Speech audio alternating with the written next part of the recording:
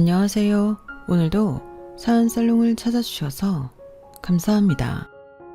4년 전 남편을 하늘나라로 보내고 두 아이를 열심히 키우며 살고 있는 40대 여성입니다. 남편이 하늘나라로 간 게 벌써 4년이나 되었네요. 장례를 치른 지가 엊그제 같은데 말이에요.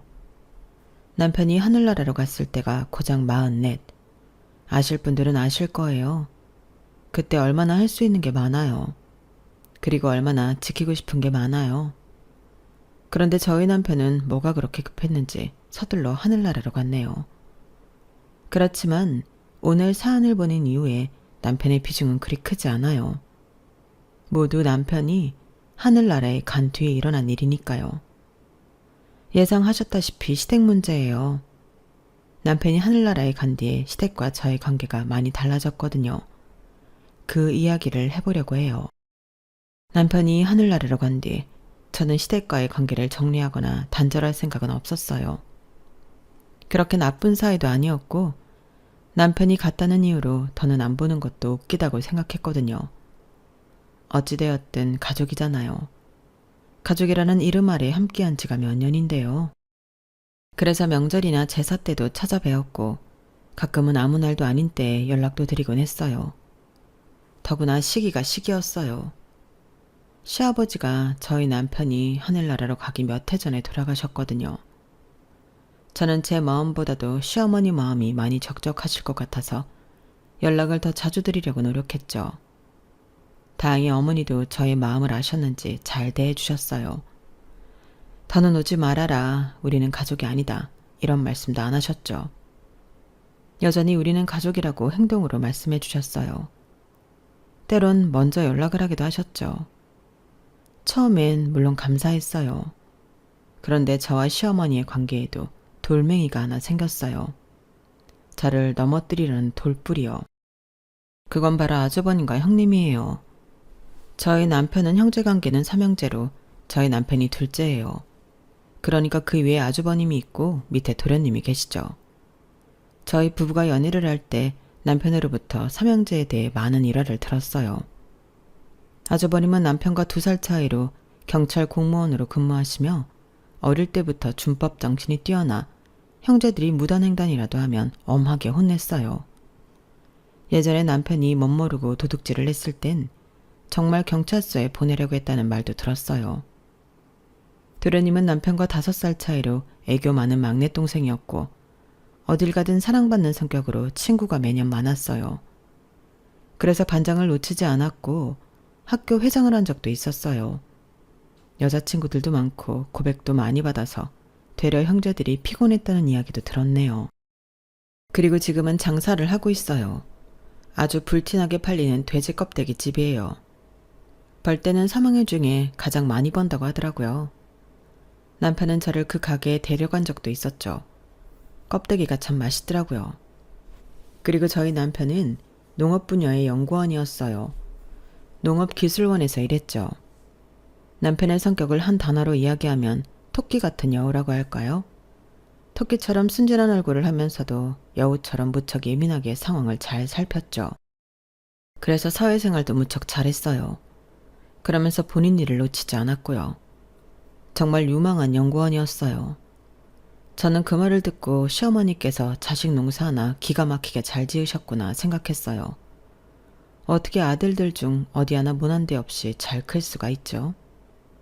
정말 시어머니는 걱정 하나 없겠다 이 생각이 절로 들었어요. 그리고 형제들끼리 사이도 엄청 좋아 보였어요. 남자들인데도 매년 생일도 챙겨주었고 여행도 다니고요. 연락도 자주 하는 것 같았어요. 비밀도 없는 것 같았죠.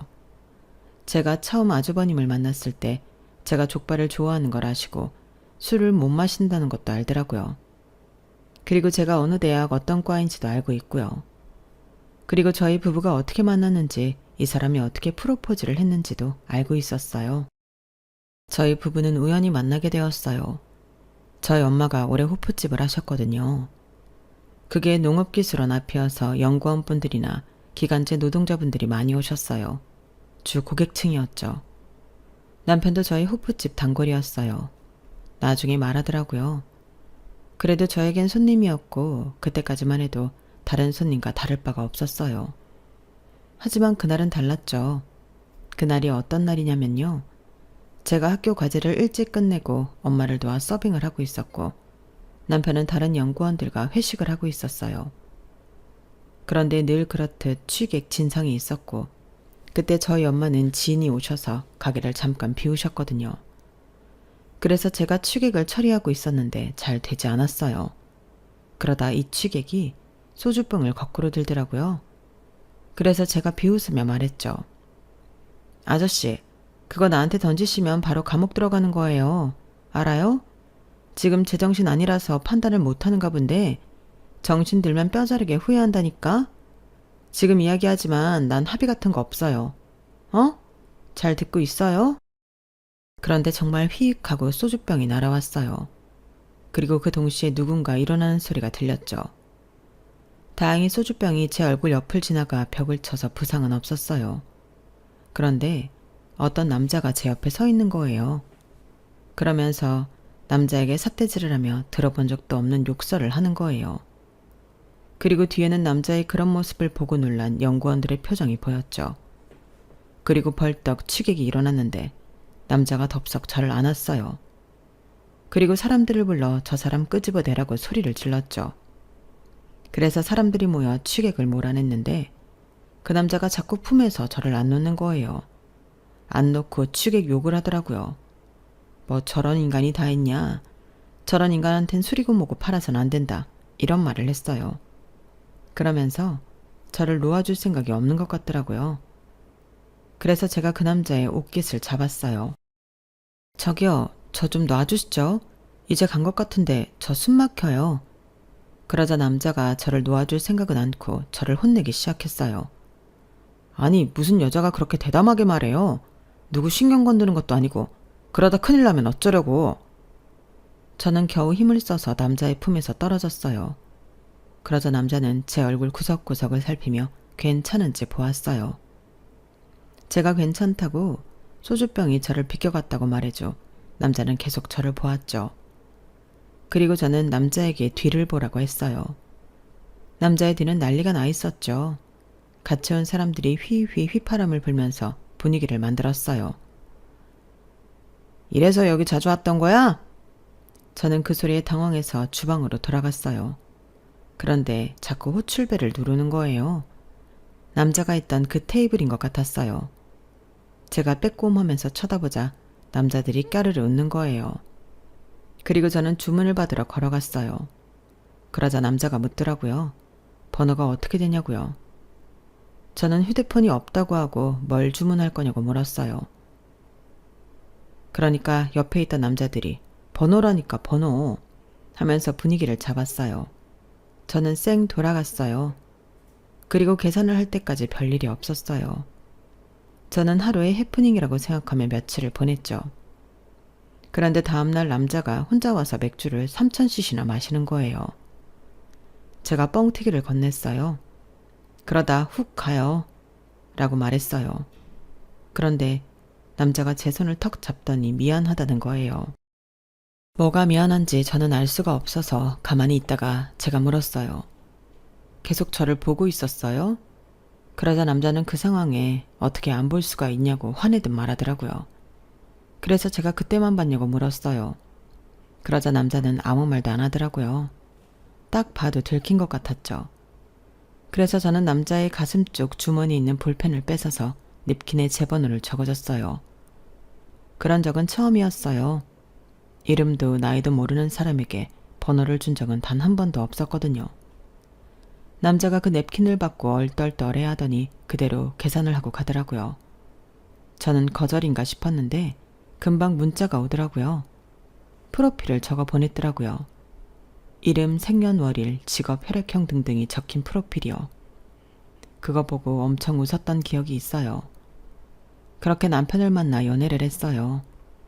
사실 6살 차이가 나기도 하고 저는 학생 신분이고 남편은 직장인 신분인 게 걸리긴 했는데 사랑은 못 말리잖아요.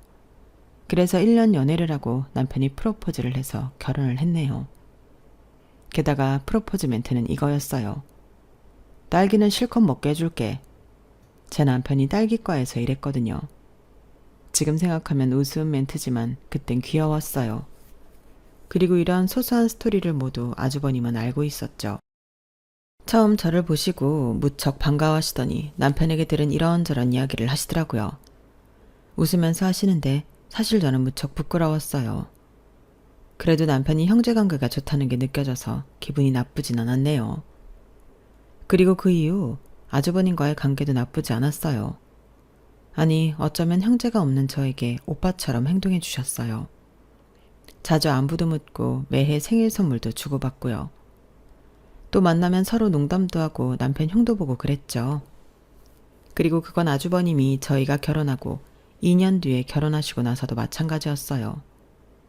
아주버님은 경찰의 업무를 자신의 보람으로 느껴서 그런지 몰라도 늦게 결혼하셨는데 그래서 사실 저희 결혼도 엄청 눈치 보였거든요. 위에서 먼저 차례대로 결혼하는 게 보기 좋다는 게 어른들의 발상이잖아요.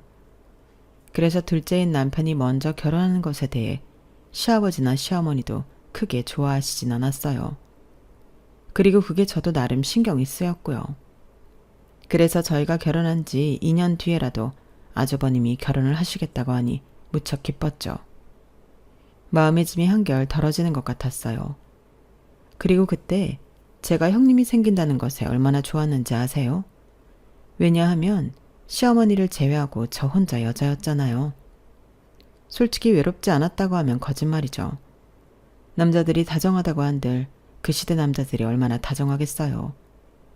그래서 전 형님이 생긴다는 생각에 무척 설레었어요. 그리고 상견례 당일 키도 작고 무척 귀여우신 형님을 보고 기뻤어요. 내 편 같았고요. 게다가 결혼을 하고 보니 그 작은 손으로 얼마나 야무지게 부엌일 살림을 하시는지 정말 존경스럽고 배우고 싶었어요.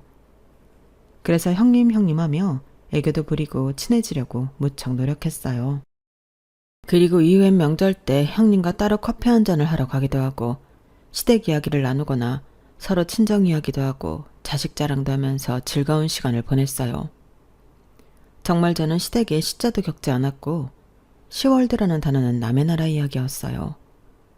가끔 친구들이 시월드 이야기를 할 때 저는 전혀 공감을 못했어요. 부엌일을 시키는 시어머니, 못된 시어머니, 자기 아들이 최고인 시어머니, 게으름뱅이 형님, 잔소리쟁이 형님. 이런 건 정말 저에게는 없었어요. 그런데 그런 아주버님과 형님이 왜 돌뿌리냐고요? 정말 좋은 관계를 유지한 아주버님과 형님은 4년 전 제 남편이 하늘나라로 간 뒤에 돌변했거든요. 그건 정말 귀신도 놀랄 만큼 순식간이고 엄청났어요. 제가 남편이 하늘나라로 간 뒤에도 시댁과 관계를 이어갔다고 했잖아요. 그건 시어머니뿐 아니라 아주버님, 형님, 그리고 도련님도 마찬가지였어요. 매년 생일을 챙겨드리고 환절기나 그럴 때 안부도 묻고요. 그런데 남편이 하늘나라로 간 첫 해의 어느 날이었어요. 형님이 이런 말을 하더라고요. 나야, 지금 혹시 뭐해? 중요한 일이라도 있나 싶어서. 아니, 별게 아니라 오늘 애들 아빠 생일인데 집에 올래? 와서 밥이라도 먹고 가. 혼자 있으면 적적할 텐데. 와서 반찬도 좀 가져가고. 알겠지? 형님이 그렇게 말하는데 제가 안 갈 수 있나요? 저는 제가 좋아하는 카페에서 가장 유명한 케이크와 아주버님 좋아하시는 와인을 사들고 갔어요. 그리고 초인종을 누르기도 전에 형님이 문을 벌컥 열었죠. 이봐, 우리 동서는 센스가 넘쳐서 케이크 사온다니까. 아니, 우리 애들 아빠가 케이크는 필요 없다 하는데 애들이 꼭 있어야 한다는 거야. 그래서 내가 네 작은 엄마가 사올 거야 라고 했거든. 봐, 얘들아, 너희 작은 엄마는 사온다니까? 그러면서 케이크와 와인만 쏙 빼들고 들어가는 거예요. 저는 덩그러니 잠시 현관에 남겨져 있다가 눈치를 보며 들어갔어요. 사실 그때 형님네 집을 처음 가봤거든요.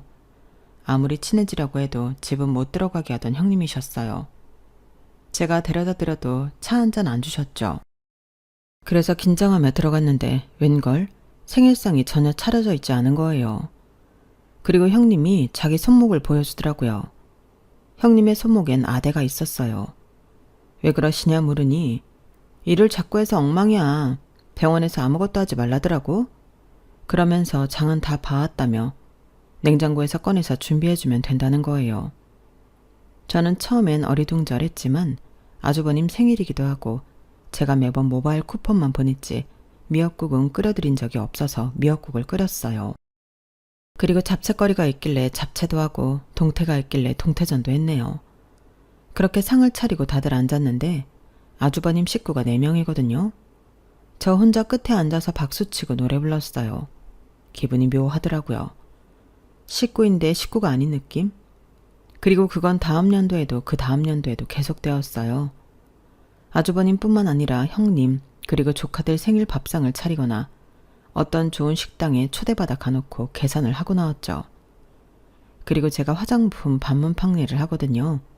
이게 생각보다 개인적인 시간이 좀 많아요.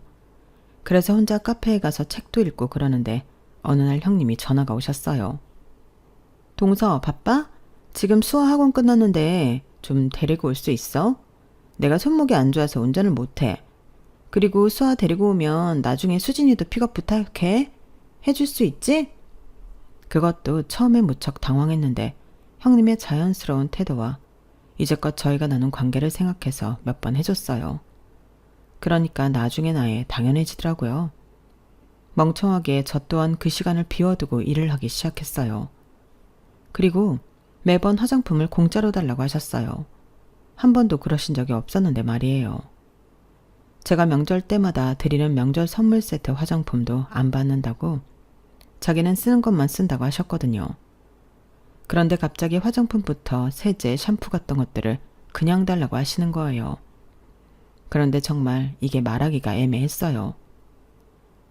형님, 갑자기 왜 그러세요? 라고 하기도 그렇고 형님 요새 너무 달라지셨어요. 라고 하기도 그랬어요.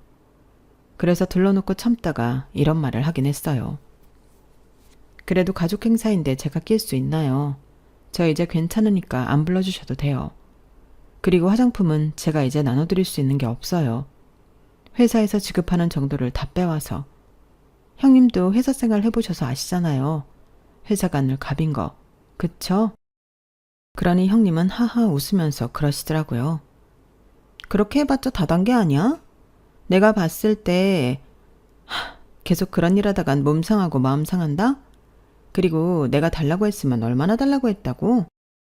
그리고 가족 행사지만 어쨌든 동서도 가족이잖아. 설마 이젠 우리 가족 아니라는 뜻이야? 그건 너무 서운한데. 내가 생각해서 부르는 거야. 혼자 있으면 외롭고 적적하고 그럴 때 나쁜 생각이 들거든. 그러니까 사양하지 않아도 돼. 우리가 이해할게. 저는 대체 형님이 뭘 이해하겠다는 건지 알 수가 없었어요. 그래서 제가 아무 말이 없었어요. 그러자 수화기 너머로 형님이 하하 웃으면서 꽤나 본격적인 말을 하셨어요. 이를 악물고 말하는 게 저한테도 느껴졌죠. 우리가 얼마나 아량이 넓은데 안 그래? 고작 아들 하나 낳았다고 이거 하네 저거 하네. 치사하게 어머님도 아니고 할머님을 등에 업고 말이야. 내가 그거 다 감수하고 이해하고 얼마나 아량이 넓어.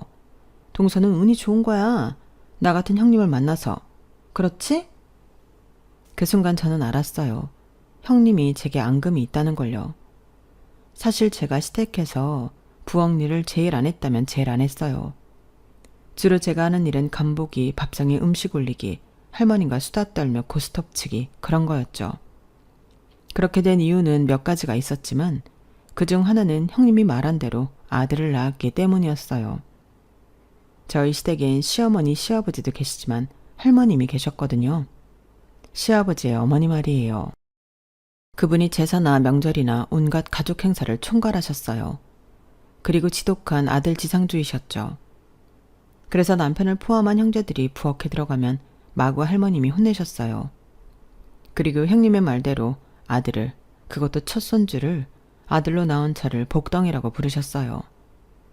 그리고 형님은 쌍둥이 딸을 낳았는데 그때 할머님이 너는 무슨 복을 빼앗겼길래 이러냐? 하신 것을 저도 들은 적이 있고요. 하지만 옛날 분이시니 어쩌겠어요. 저는 그렇게 생각했는데 형님은 아니었나 봐요. 서운했나 봐요. 물론 제가 명절이나 제사 때 거의 일을 안 했다고 말씀드렸잖아요. 특히나 할머님이 저를 많이 찾으셔서 거의 할머님과 붙어있긴 했어요. 그래도 눈치껏 행동했던 것 같은데 형님은 그것도 마음에 안 찼나 봐요. 그래도 처음 알게 된 사실에 놀라서 저는 아무 말을 할 수가 없었어요. 기분이 이상하더라고요.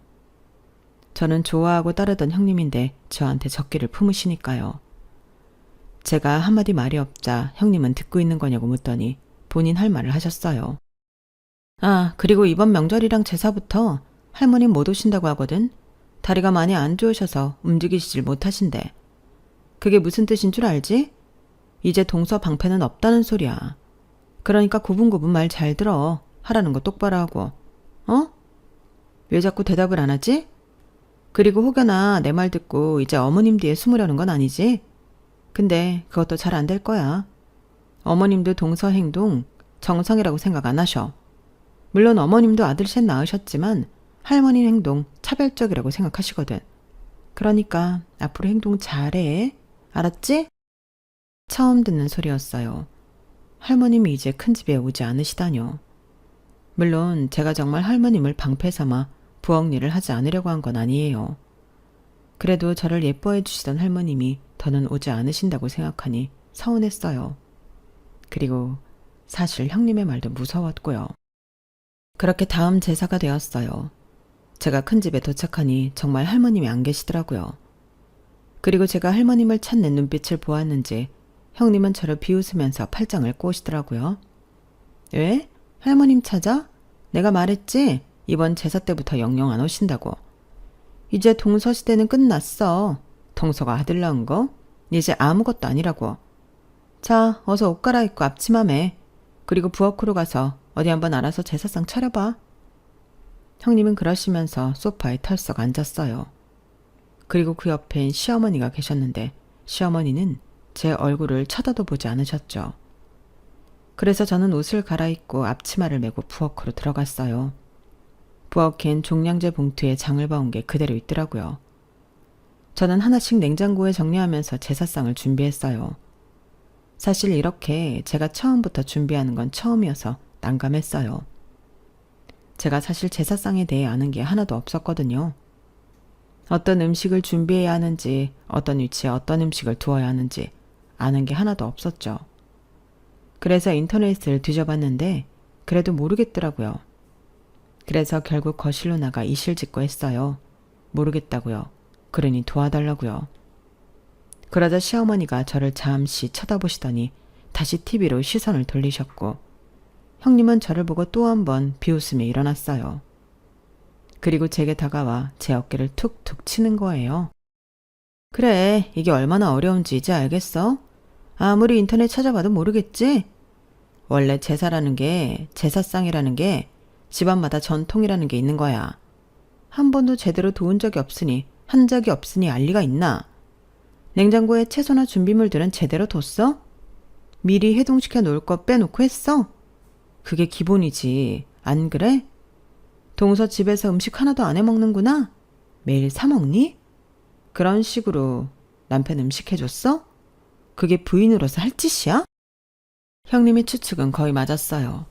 저는 제 남편이 먹을 음식도 제가 먹을 음식도 제 자식들이 먹을 음식도 최상의 것들로 사 먹었어요. 제가 화장품 반문 판매일을 한다고 했잖아요. 그게 여유 시간은 많지만 의외로 신경 쓸 게 많아서 요리를 해서 끼니를 챙기는 건 힘에 붙였어요. 저는 형님이 그걸 어떻게 알았냐는 눈빛으로 형님을 쳐다봤어요. 그러자 형님은 그 눈빛을 읽으시곤 당황하시더라고요. 그러니 서방님이 빨리 돌아가셨지. 더 오래 사실 수 있는 분이셨는데 부인 잘못 만나서 안타깝기도 해라. 그렇게 말씀하시는데 그 순간 저도 참을 수가 없었어요. 형님은 일도 안 하시잖아요. 저 그래도 저희 집 가장이었어요. 그런데 어떻게 제가 완벽하게 주부의 일도 해요. 제가 몸이 여러 개인 것도 아닌데요. 형님 정말 말씀이 너무 심하신 거 아니에요? 제 말을 듣고 형님은 팔을 꼬더니 헛웃음을 쳤어요. 그걸 변명이라고 내어놓는 거야? 그게 변명이면 세상에 위대한 어머니라는 말이 왜 나왔겠어? 어머니는 위대한 거야. 그리고 부인도 위대한 거야. 우리는 그것보다 더한 것도 해내야 해. 정말 동서는 편하게 결혼했다. 편하게 살림하고 편하게 육아하고.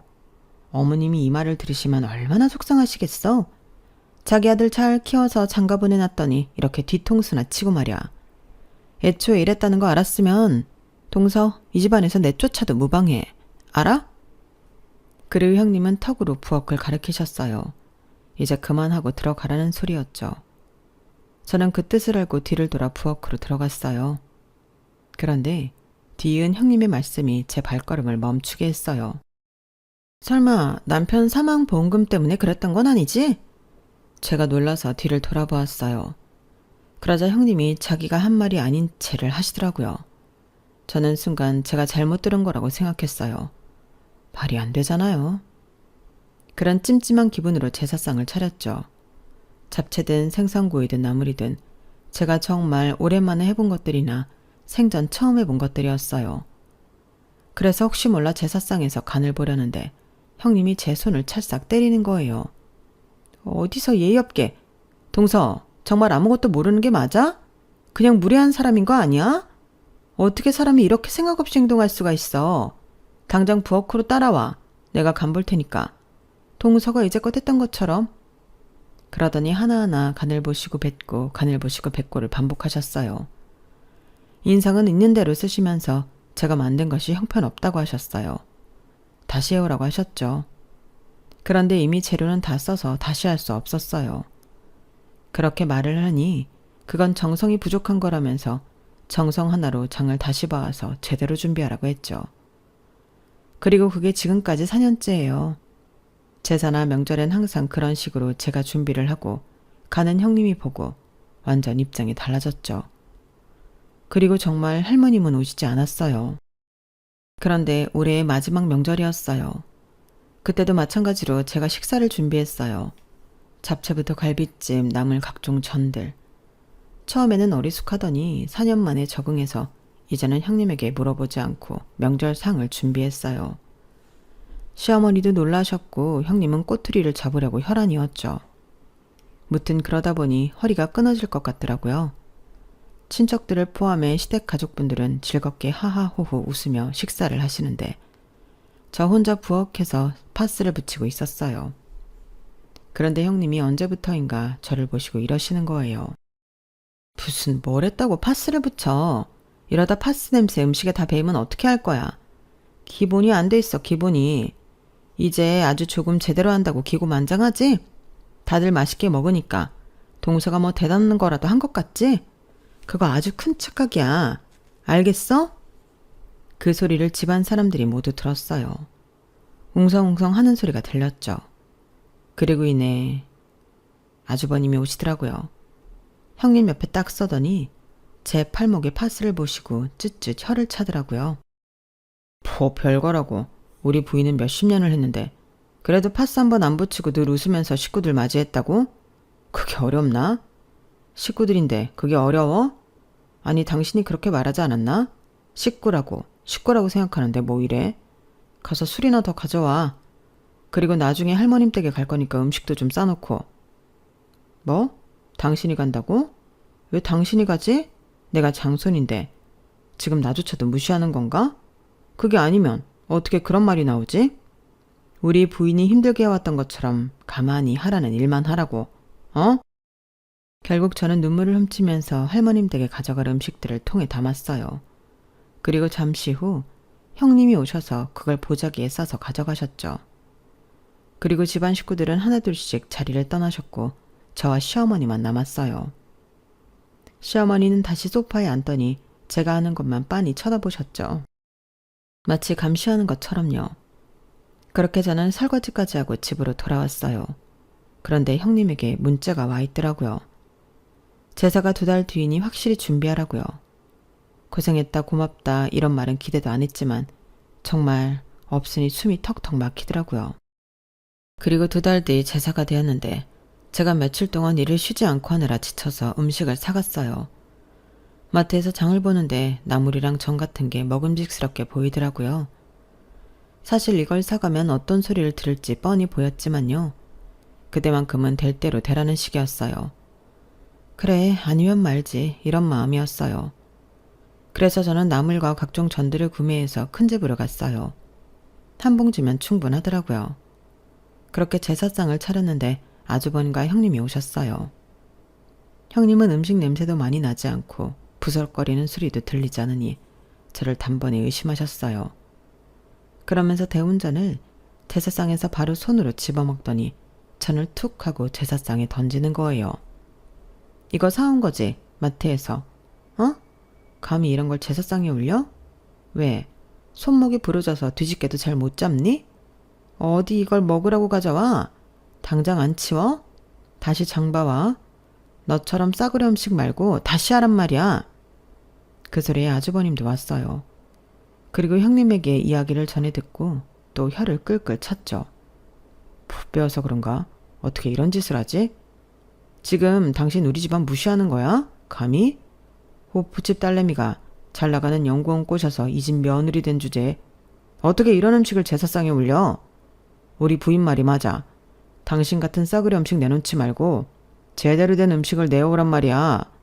이런 말도 안 되는 상황이 어딨어? 당신 이런 식으로 내 동생도 무시했지. 내 동생 10년은 더 살 수 있었다고. 그 호통에 저는 눈물을 왈칵 흘렸어요. 그러자 아주버님이 제기에 올려놓은 음식들을 바닥으로 하나씩 다 떨어뜨렸어요. 그리고 내 동생 다시 돌려놓으라고 하셨어요. 저는 계속 울었죠. 그리고 형님은 제 멱살을 잡고 마구 흔들었어요. 저는 계속 눈물이 나서 코를 훌쩍이며 울었어요. 그런데 병풍이 흔들리더니 쓱 하고 무언가 나오더라고요. 바로 할머님이셨어요.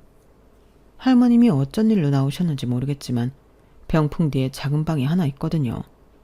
거기서 잠깐 주무셨던 모양이에요. 그러다 소란스러운 소리가 나니 일어나 밖으로 나오신 모양이더라고요. 저도 놀라고 아주버님도 형님도 놀랐어요. 모두 놀라 바닥으로 떨어졌죠. 정적이 흘렀어요. 정말 한참 동안 정적이 이어졌죠. 모두 빤히 할머니만 봤어요. 그리고 할머님은 엉망이 된 주변을 둘러보시더니 한숨을 푹 쉬셨어요. 이게 뭐냐? 정성스럽고 엄숙한 제사에 다 늙은 녀석들끼리 싸움이나 하고. 그러자 형님이 다급하게 제가 음식을 사왔다고 전했어요. 그러자 할머님이 제사상에 떨어진 명태전 하나를 집어 드시더라고요. 뭐만만 있구나. 내가 살아있는 동안 강산도 몇 번이나 변하고 니들 살아있는 동안에도 강산이 몇 번이나 변했다. 시대에 발맞춰 걸어야지 고작 이런 걸로 다 큰 녀석들이 몸싸움이나 하고 자식들 보기 부끄럽지도 않냐? 그리고 내가 분명히 정은이한테는 일 시키지 말라 했지. 내 말이 그렇게 우습더냐? 이 고마운 사람한테, 이 귀한 사람한테 너희는 일을 시키고 싶더냐? 아가야, 일어나거라. 이 할미를 봐서라도 이것들 행동은 용서하거라. 그러면서 할머님이 제 손을 잡으셨어요. 그리고 저를 일으키셨죠. 할머님이 저를 고마운 사람이라고 귀한 사람이라고 말씀하신 건 한두 번이 아니에요. 그리고 그건 다 이유가 있고요. 그게 무엇이냐면요. 사실 제 남편, 하늘나라로 간 제 남편 말이에요. 12년을 불구로 살았어요. 제 큰아들이 3살 때 그리고 둘째가 갓난아기일 때 도로를 건너다가 트럭에 치여서 말도 안 되는 거리를 질질 끌려가다가 하반신 마비가 되었거든요. 그런데 문제는 그 이유였어요. 제 남편 자신의 현재 상황을 자신이 불구가 되었다는 상황을 인정하지 못했어요. 그래서 목발까지 시도할 수 있었는데 그렇게 되지 못했죠. 휠체어도 안 탔어요. 팔 운동을 전혀 하지 않았거든요. 남편은 사고 이후 무척 무기력했어요. 물어도 대답도 안 하고 저와 같이 자는 것도 싫어했죠. 제 도움을 받을 때마다 늘 인상을 썼어요. 처음엔 나중엔 괜찮아지겠지 하면서 지냈는데 하늘나라로 가기 전까지 그랬어요. 제 지인들은 그 소식을 듣고 그냥 시댁에 남편을 맡기고 새 출발하라는 말을 하기도 했어요. 하지만 사람이 어떻게 그럴 수 있나요? 제가 선택한 제 사람인데요. 그리고 저는 남편과 사고 이전에 여기저기를 돌아다니며 했던 시간들을 잊을 수가 없었어요. 저와 그 시간을 보내준 것이 감사했죠. 그래서 그 감사함을 보답하는 길이라고 생각했어요. 그래서 남편이 아무리 화를 내고 짜증을 내도 그래, 당신이 불편하면 더 불편하겠지 이렇게 생각하며 버텼어요.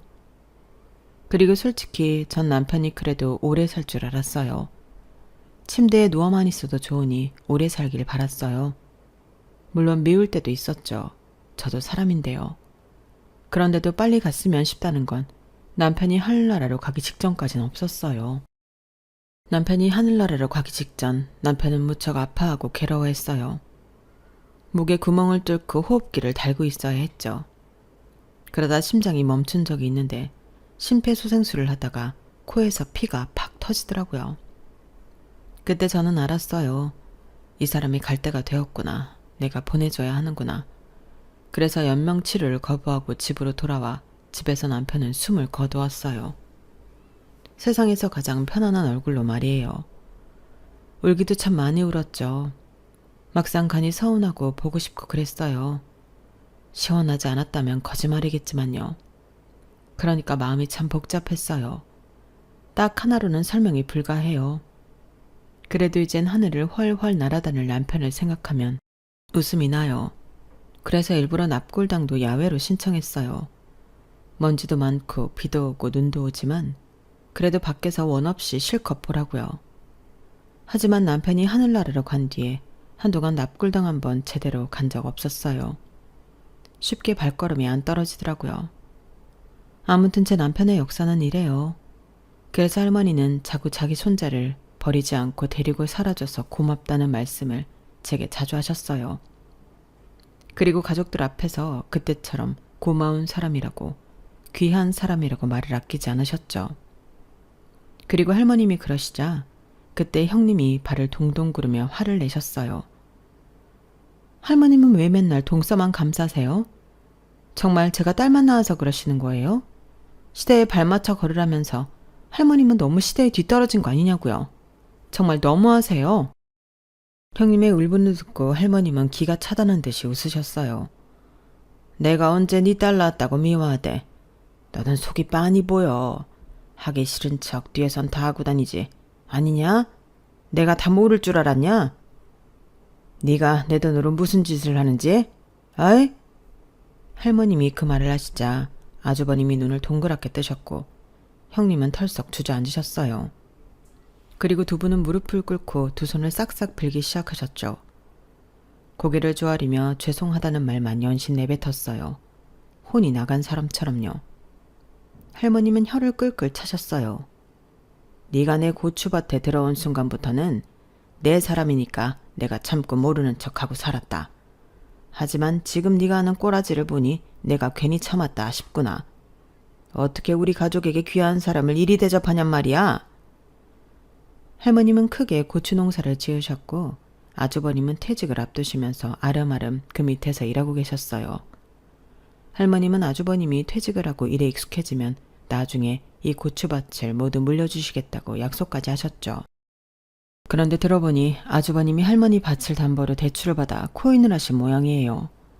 그리고 그 코인은 안타깝게도 모조리 바닥으로 곤두박질 쳤고요. 그래서 아주버님과 형님이 저렇게 할머니 앞에 고개를 조아리고 비는 것 같았어요. 그러자 할머님이 혀를 끌끌 차셨어요. 종현아, 네가 내 고추밭에서 일하고 싶다고 왔을 때 나는 너의 눈빛을 봤다. 경찰로 살면서 건강한 네 눈빛을 봤어. 그런데 지금은 어떠냐? 다 죽어서 퀭 해가지고 영 볼품이 없구나. 이제 앞으로 내 밭에 올 생각도 말아라. 그리고 담보대출도 다음 달까지 청산하고. 네가 무슨 일을 꾸미는지는 정확히 모르지만 그게 노름이랑 다를 게 뭐냐? 너 언제나 정직을 내세우지 않았니? 그 신념은 어디로 간 거냐? 그리고 당장 내 앞에서 꺼지거라. 은혜도 모르는 놈은 내 손자로 남을 자격도 없다. 그건 네가 장손이든 뭐든 마찬가지야. 썩 꺼지거라. 네 부인도 같이. 그런데도 아주버님은 고개를 조아리고 계속 빌었어요. 한 번만 봐주세요. 그러셨죠. 하지만 할머님이 대쪽 같은 분이시거든요. 절대 귀에 담아두지 않으셨어요. 들은 채도 하지 않으셨죠. 그리고 시어머니가 큰 집에 들어오셨어요. 자기 큰 아들이 무릎을 꿇고 있으니 놀라서 뛰어와 아주버님을 일으키더라고요. 아주버님은 울고 계셨어요. 형님도 마찬가지고요. 시어머니는 놀라 제게 뭐라고 하셨어요. 그러자 할머님이 소리를 빽 지르셨어요. 너까지 그러느냐? 너는 그러면 안 되지. 아가가 네 둘째 아들을 어떻게 했는데, 어떻게 보살폈는데? 네가 그러면 안 되지. 너도 똑같구나. 똑같이 못났어. 그러시며 시어머니도 내쫓으셨죠. 세 사람 모두 신발도 채 신지 못하고 쫓겨났어요. 그리고 할머님은 제게 오셨어요. 무릎을 꿇고 있는 제게 오셔서 괜찮냐 물으시더니 미안하다 하시더라고요. 괜찮니? 내가 다 미안하구나. 내가 애들을 바르게 키우지 못해 일어난 일이야. 그러니 내 얼굴을 봐서라도 용서해 주겠니? 그리고 앞으로 여기 올 생각 말아라. 너를 내쫓는 게 아니야. 나는 참 아쉽지만 그동안 고생했구나. 그 말을 듣고 저는 할머님 품에서 엉엉 울었어요. 겨우 진정하고 짐을 챙겨 나왔는데 놀이터에 맨발인 세 사람이 있더라고요. 저를 보면서 삿대질을 하며 다가오더군요. 저는 허리를 펴고 당당히 그들을 맞이했어요. 이 여우 같은 기집애, 감히 할머니 뒤에 숨어 우릴 이 지경으로 만들어? 내가 너 때문에 당한 게 얼만데, 고생한 게 얼만데. 아주버님 돌아가시기 전에도 살랑살랑 여우짓 하더니 어떻게 알았어? 우리가 할머님 땅으로 코인한 거 어떻게 알았냐고. 저는 몰랐는데요. 제가 그걸 어떻게 알겠어요. 제사상 차리는 법도 제대로 몰랐던 저인걸요. 저는 그저 제 일에 충실했을 뿐이고 할머님이 알아봐 주신 거예요. 그게 다라고요. 그리고 형님, 제가 제사상 차려보니 알겠어요. 이거 참 힘든 일이네요. 그런데 있잖아요. 저는 이 집안에 할 도리 이미 다 했잖아요. 딸을 낳았네, 아들을 낳았네. 사실 그건 중요하지 않은 것 같아요. 그리고 아주버님, 그래도 제가 아주버님이 사랑하던 동생 처예요. 아니, 솔직히 아주버님 제 남편 사고 나고 얼마나 찾아왔어요? 손에 꼽잖아요. 그런데 저한테 그런 말 하실 자격이 있으세요? 마지막으로 시어머니, 그동안 감사했습니다. 그래도 저한테 미안하다, 고맙다 이런 말 하실 줄 알았는데 그건 좀 서운하지만요. 그럼 전 가볼게요. 그렇게 전 시댁에서 해방되었어요. 그리고 할머님께는 감사한 마음에 가끔 할머님이 가장 좋아하시는 과자를 가지고 댁에 들립니다. 할머님은 찾아오지 않아도 된다고 하지만 너무 감사하잖아요. 그리고 시댁은 명절과 제사를 모두 없앴답니다. 이젠 전혀 모이지 않는데요. 그리고 아주버님과 형님은 돈을 메우지 못해 아주버님은 퇴직하고 집도 팔고 차도 팔았다고 해요. 차가 무척 비싼 것이었는데 아깝네요. 마지막으로 저는 저번 주에 납골당에 다녀왔어요. 아이들과 함께요. 남편이 하늘나라고 하고 줄곧 가지 못했는데 할머님으로부터 받은 용기로 가보았어요. 웃고 있는 남편의 얼굴이 참 보기 좋더라고요. 후련하더라고요. 여기까지가 제 사연입니다. 은혜 갚은 까치 다들 아시죠? 그 이야기가 전혀 판타지는 아닌 것 같아요. 착하게 살다가 좋은 남편을 만나기도 했고 정과 의리로 그리고 사랑으로 남편을 보살펴 언제나 제 편인 할머님도 얻었잖아요. 그리고 그분이 제게 시원한 복수를 해주기도 했고요. 소중한 마음은 언젠간 부메랑처럼 되돌아올 겁니다. 반드시요. 모두들 꽃길만 걸으세요. 여러분, 사연 댓글에 응원과 현명한 조언 부탁드려요. 좋아요와 구독은 저에게 큰 힘이 됩니다. 오늘도 좋은 일 가득하세요.